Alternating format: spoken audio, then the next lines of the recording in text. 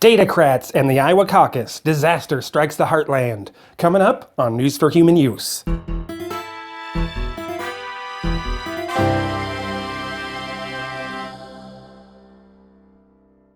Hey there, humans, and welcome to another edition of News for Human Use. I'm Gene Pocket. I'm an author, an influencer, and the actual winner of the Iowa Caucus for all we know.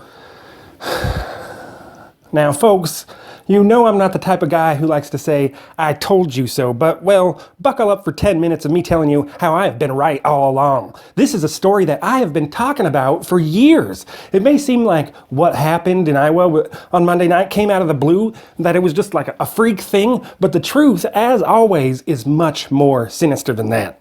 Now, if you haven't been following what's happening in Iowa, here's the short version. Here's how the nation's most trusted news organization, CNN, put it in the headline. Quote, "How jammed phone lines and a failing app created chaos in Iowa."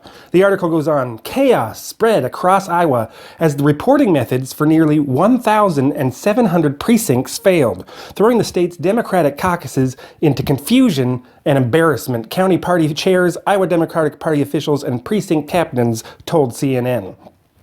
The heart of the problem stemmed from a new app the party had developed as a way they hoped to streamline reporting. The opposite happened. Many then turned to the phones to directly report the results to the Iowa Democratic Party headquarters in Des Moines. But as the app failed, the phone lines backed up, with precinct chairs reporting a wait of more than an hour on Monday night and Tuesday morning. End quote. So, instead of the Datacrats living up to their claim of having been, quote, preparing for the process that officially kicks off tonight in Iowa for 3 years, the Datacrats once again just put all their faith in technology, in data, and surprise, surprise, it failed miserably. I mean, this is nothing new for the Datacrats. This is something that I've covered extensively for years. Now, here's the headline from last week in the Washington Post. You may have missed it, and don't worry, I'm going to post a link to it. Clinton's data-driven campaign relied heavily on an algorithm named Ada. What didn't she see? Now, let that just sink in for a moment. An algorithm was running Hillary Clinton's campaign. Not only was she silent on the issue of job-stealing robots, but she had one running her campaign. Now, listen to this quote from the article. The algorithm was said to play a role in virtually every strategic decision Clinton aides made, including where and when to deploy the candidate and her battalion of surrogates, and where to air television ads, as well as when it was safe to stay dark. This is unprecedented, folks, and it's no surprise to me that she lost. I mean, I suppose the silver lining is that machines apparently suck at running political campaigns, but it could be much more sinister than that. I'm not dismissing anything. Maybe they wanted her to lose because they know no enemy is easier to defeat than the one in disarray. The new Obama 2012 smartphone app has everything you need to get the president's back wherever you go. You can see what the most important news of the day is and keep your friends and family in the loop on Facebook, Twitter, and via email and text message. In 2012, Obama's campaign team launched an app called Dashboard. According to the computing magazine Wired, quote, the app asked Facebook followers if it could access your friend's data. That data was used for funding requests and ads, but also to help identify which of supporters' friends were dithering on the election, so they could be targeted by their own Facebook friends, end quote. Despite having exploited big data for his electoral victories, Obama had this to say. If we're going to be connected, then we need to be protected. As Americans, we shouldn't have to forfeit our basic privacy when we go online to do our business. Give me a break. It's like hearing Bill Clinton condemn sexual harassment. I agree with the message, but this is not the messenger we need. You don't get a horse to lead the charge against public defecation. So you're probably saying, Gene, I'm sure after the Cambridge Analytica scandal and the failure of Hillary Clinton's inept algorithm and the general sentiment about privacy, I'm sure that no one would put their faith in so-called data this time around. Well, I'm sorry to have to tell you, human friend, but it's worse than you think. On April 2nd, 2019, the Datacratic National Committee announced their rollout of what they're calling the data warehouse. They spent $5 million on it. It basically warehouses all the data collected about voters from every candidate up and down ballot and makes that data available to participate in Datacratic campaigns. So let's say you're a Datacratic voter who for some reason is pulling for Pete Buttigieg. So you donate money to Pete Buttigieg and by doing so share your personal information. If Pete Buttigieg wants data on other Datacratic voters, he has to share your data he's gathered with the Datacratic National Committee's data warehouse, meaning Gropey Joe, Bertie Sanders, Judas Yang, and whoever else has access to your personal data. The data warehouse is also powered by Google's cloud computing services, which means that Google also has access to the data collected by all these campaigns. But it's not like Google could be hacked, right? Heading up this new data warehouse is former presidential candidate and pharmaceutical lobbyist Howard Dean, who had this to say. Going to Washington, D.C. to take back the White House? Ah! What could go wrong, right? The Datacrats can't get enough data. That's all they care about. They care more about data than they do care about actual human voters. But regular users of News for Human Use, you already know that. It's the reason America's waking up to the fact that our system is broken. The wiry tendrils of the robot agenda have infiltrated every facet of our political system, and our collective human future is at stake. And guess what, folks? It gets worse. Now, what wasn't reported in the CNN piece about the Iowa Caucus was who was responsible for creating the app, which seems like relevant information to me.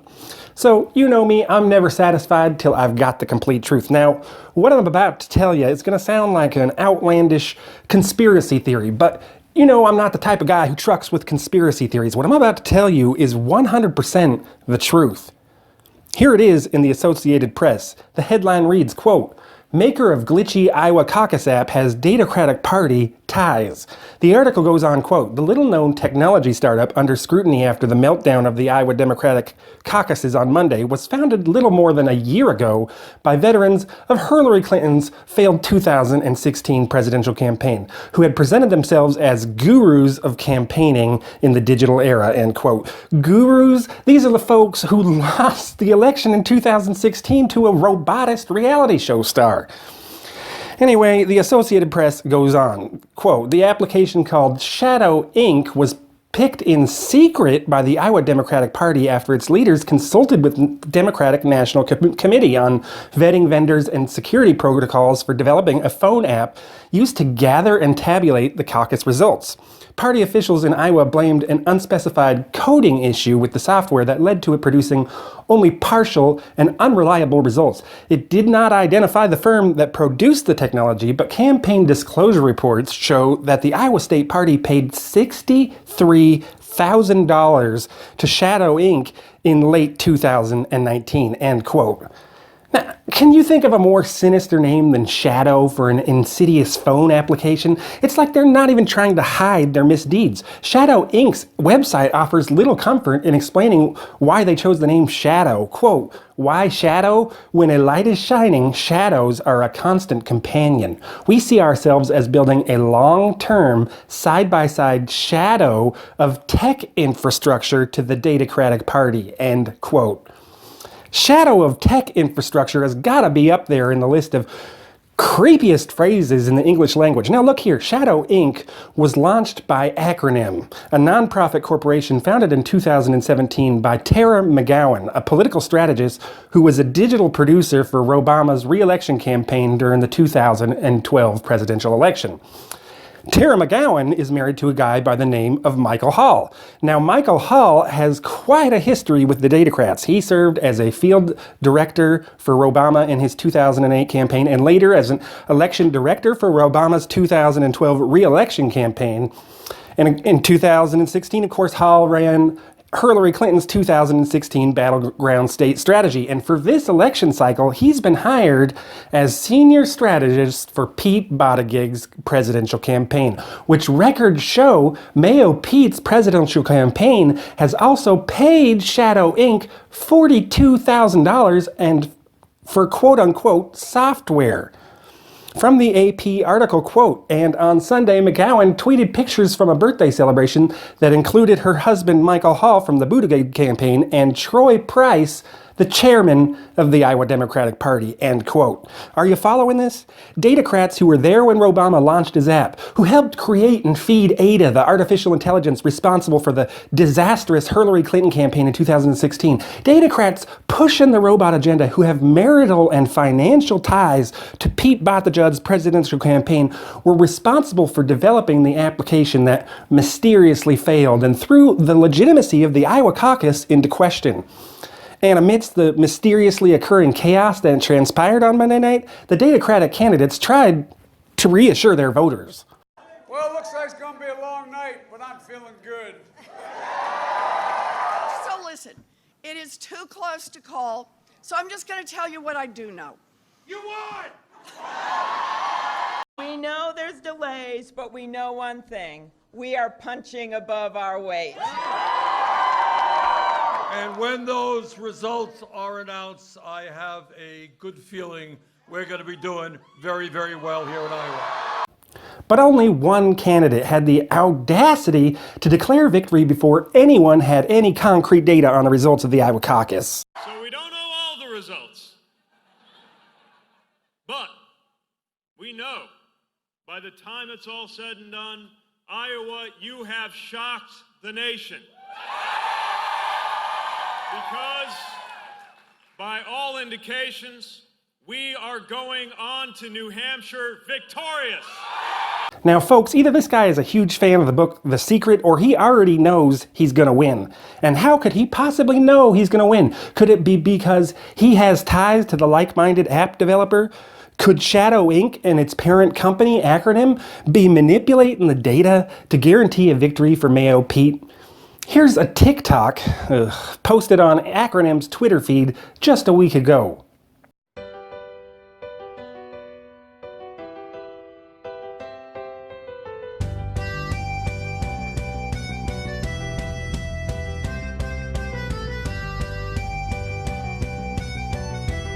Did you catch it? Roll that tape one more time. There, do you see it? Right there. It's right out there for everyone to see. Acronym, Shadow's parent company, is openly pulling for Data Pete, and it seems like the voters are powerless to stop it. Mayo Pete is operating with the same strategy as Joseph Stalin, who said in 1923, quote, "I consider it completely unimportant who in the party will vote or how. But what is extraordinarily important is this: who will count the votes and how," end quote. Pete Buttigieg is trying to hack the election, my human friends, and he has shadowy friends helping him do it. Data Pete is colluding with the machines in order to create a future where human beings are nothing more than data cows to be milked by their AI masters. And I hate to say I told you so, but I've been warning you about Pete Buttigieg for months. What sets Mayor Pete apart from his Democratic rivals is his love of data. From the beginning of his working career, he's been a man obsessed with data and data analytics. That's why soon after graduating from Harvard, a school he attended alongside Facebook's own sheep-clothed wolf, Mark Zuckerberg, Pete Buttigieg started working for McKinsey & Company, working there from 2007 to 2010. If you never heard of them, McKinsey & Company is a sinister data-based consultant firm with a list of scandals they've been involved in that's so long it would take a whole other video for me to list them all. So I'm just going to touch on a couple of their scandals right here in this one. During the time Pete Buttigieg was with the firm, McKinsey & Co. were implicated in the financial crisis that crashed the global economy in 2008 because the consultant firm had been promoting the very high-risk loans that were at the heart of the crash. It was also during this time, beginning in 2009, when Pete Buttigieg was still with the company, that McKinsey & Company began advising Purdue Pharma, the manufacturer of OxyContin. They used data to find ways for Purdue to sell more OxyContin, and as one McKinsey consultant put it, quote, "counter the emotional messages from mothers with teenagers that overdosed on OxyContin." They also, quote, "suggested sales drivers based on the ideas that opioids reduce stress and make patients more optimistic and less isolated," end quote. McKinsey consultants suggested that Purdue redirected Salesforce to focus on doctors who were especially prolific prescribers of OxyContin. McKinsey & Company is truly a despicable firm, and this is where Pete Buttigieg got his start in the workforce. Other employees of McKinsey & Co. include James McNerney, former CEO of Boeing who headed the company during the development of the murderous 737 MAX, current CEO of Google, Sundar Pichai, and Facebook's longtime chief operating officer and central figure in the Cambridge Analytica data scandal, Sheryl Sandberg. McKinsey is a regular wolf pack. When asked about McKinsey & Company's misdeeds, Buttigieg had this to say, quote, "I think you have a lot of smart, well-intentioned people who sometimes view the world in a very innocent way," end quote. Now, as my pop used to say, good intentions are the disguise worn by the irresponsible. In 2009, Pete Buttigieg joined the Naval Reserve as an intelligence officer. If you don't know what a naval intelligence officer does, the short version is, and I'm quoting from the Navy's own website, supervise the collection, analysis, and dissemination of critical information, analyze top secret information, interpret spy reports.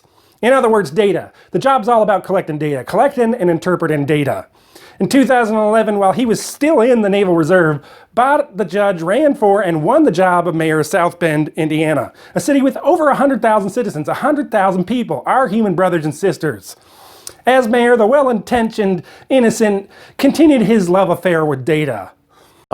But by the time those of us who believed in the city came together and organized this campaign for mayor in 2011, we knew that the only way we could recapture the kind of energy that our predecessors had was not to try to collapse into nostalgia and go back to their world, but to emulate their focus on the future.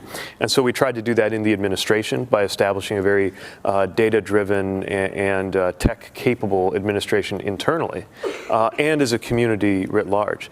One of Mayor Pete's signature programs was 1,000 houses in 1,000 days. Sounds like a good thing, right? 1,000 homes in 1,000 days. What could be wrong with that? Well, I'll let a local resident explain it to you.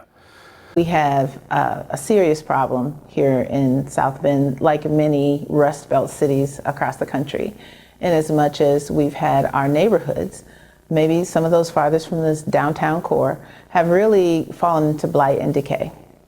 And so there were lots of vacant and abandoned homes. It was quite ambitious to knock down 1,000 vacant and abandoned homes in 1,000 days. So all in here, these were all homes, and you'll see whole blocks. That on the corner of there is where my grandfather's liquor store was, and that house just went down the other day. It was in really bad shape too. The people's voices were left out.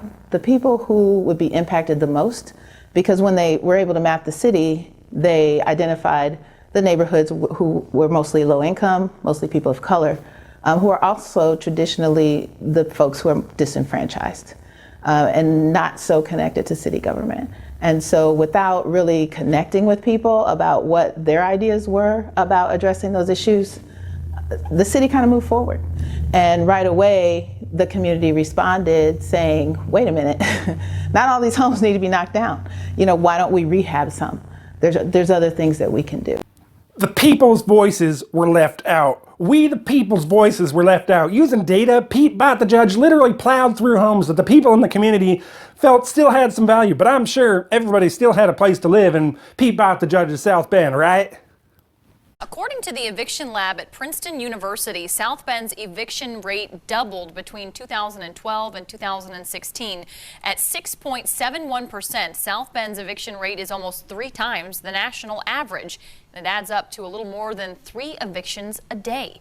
So over the course of Pete Buttigieg's mayorship, evictions have soared, and he's destroyed low-income housing in the thousands, all in the service of his precious data. So with no affordable housing, that must mean that Pete must have been focused on jobs, right? I mean, what else is left?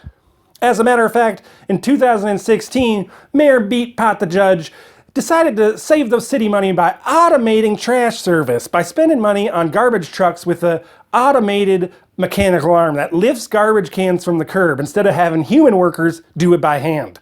The data-driven mayor said, quote, getting rid of that role meant one less person on the crews, end quote. A number of human workers lost their jobs, so Pete offered them another position in the city, as long as they were willing to earn a commercial driver's license.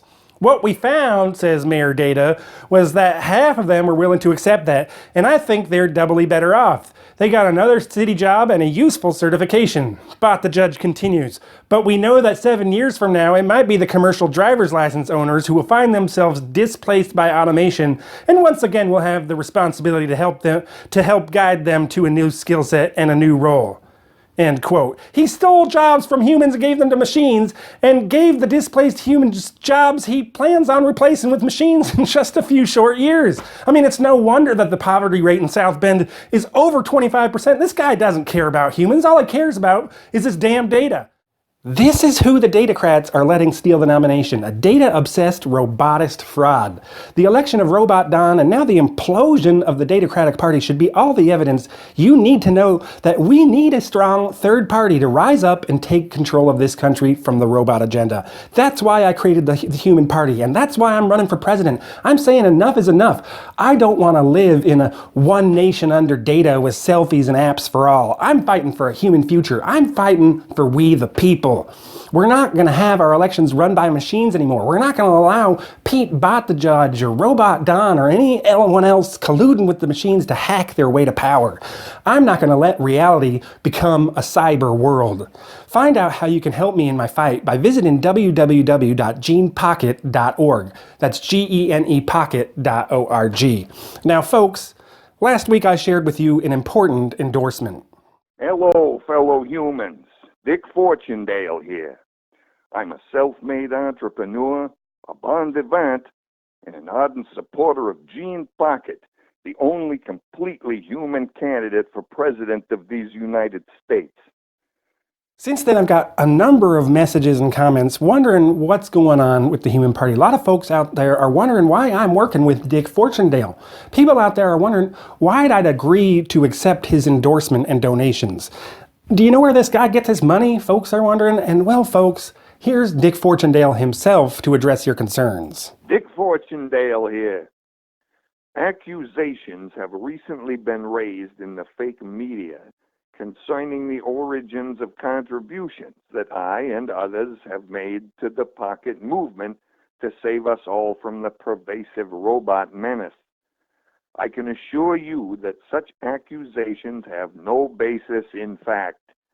Hell, ask Mitch McConnell, our distinguished Senate Majority Leader. He will exonerate me of any criminal wrongdoing. Mitch, the check's in the mail. Hail Hydra. Meanwhile, keep pulling that lever or whatever it is to keep getting updates, which are free, let me remind you, on the Pocket movement. We're going forward. Where else would we be going? Sideways? Keep buying that merch. They tell me the windbreaker is already sold out. Lots more to come. I'm Richard Fortunedale. I also got this worried text from Clyde, the accountant for the Human Party, at almost 1 in the morning after we posted the Fortunedale endorsement. Is Fortunedale an actual freaking mobster? Clyde wonders. And look, folks, Clyde, my human friends out there, let me assure you, Richard Fortunedale is not a mobster, okay? I'm not going to deny that he's a very rich man, and well, you don't get to be a very rich man by being a nice guy. But just because I've accepted Dick Fortunedale's endorsement and his rather sizable cash donations, it doesn't mean that I'm endorsing Dick Fortunedale. He has some, quite frankly, dodgy business practices, and we do not see eye to eye on a lot of things. His flirtations with automation are particularly worrying. But folks, this is what the Human Party is all about. We're not a party of ideas. We're a party of people. And we understand that people have different ideas of what the world looks like. Each person has a unique perspective that only adds to a deeper understanding of the world around us. The Human Party welcomes everyone, every human being who wants to join us in our fight for a human future. You might have questionable morality like Dick Fortunedale, but that's okay. You're a human being and you're welcome in the Human Party. You and your donation. Because we're going to have to come together, because it's only together that we're going to be able to take back this country. It's only together that we can save the world. And together, united under the banner of the Human Party, we're going to take the White House in November. And that's why I'm going to be here every single Thursday, bringing in news and information that's fit for human use. Tell the people that you care about this video. Maybe you know someone who thinks voting for a Datacrat or a Robotlican is going to change things. Don't just share the link. Tell them face to face. Look into their eyes and tell them the truth. Tell them Datacrats and Robotlicans are talking out of different sides of the same robotic face. Tell them there's hope. There's hope if we come together. There's hope if you vote Human Party. There's hope if you buy Human Party merch. Be sure to visit www.genepocket.org. That's G-E-N-E, pocket.org. We're going to find all kinds of information about my campaign, the Human Party, how you can volunteer, Human Party merchandise, and most importantly, the link to our donation page. Donate today if you agree that we need to keep America human. Hit subscribe and ring that bell for notifications. I'm Gene Pocket, and until next week, I wish good things for you, good things for the United States of America, and all the best to the human race. Thanks for watching, and have a great week. We're not gonna let them take our jobs. We're not gonna be replaced. We won't live in a world that's run by bots. We won't let them take our place.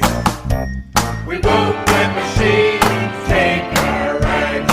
We'll stand together, we will fight. We're not gonna let them program our kids. We won't let bots control our news. We won't let machines divide with politics. We're not just data points to be used. We're human beings with living souls. We won't let the robots gain control. Together we'll keep America human. We're the Human Party. Together we'll keep America human. We're the Human Party. We're the Human Party. I mean, just look at the cover of his book. It looks like the book cover a machine would come up with after analyzing data from extensive focus groups in Poland. But the judge is standing on Main Street in front of a mom and pop store, rolling up his shirt sleeves to get to work. I've never seen such nauseating BS in all my life. We already know he does his shopping on Amazon, so you know he's not gonna shop with mom and pop. He's probably rolling up his shirt sleeves to write the speech where he tells South Bend, "We're tearing mom and pop's eyesore down." These politicians in their shirt sleeves, I tell you what, you know they're full of it because they only roll them halfway up the elbow. Anyone who's done a real day's work, mechanics, lumberjacks, line cooks, waitresses, retail workers, long haul truckers, anyone who's done a real day's work in a long sleeve shirt knows that rolling it only halfway up your elbow does nothing but let everyone know you're an effete politician who's never done a day's work of physical labor in your life. You gotta roll your shirt sleeves up past the elbow if you want to get any real work done. And as you can see, my human friends, we've got a lot of real work to do.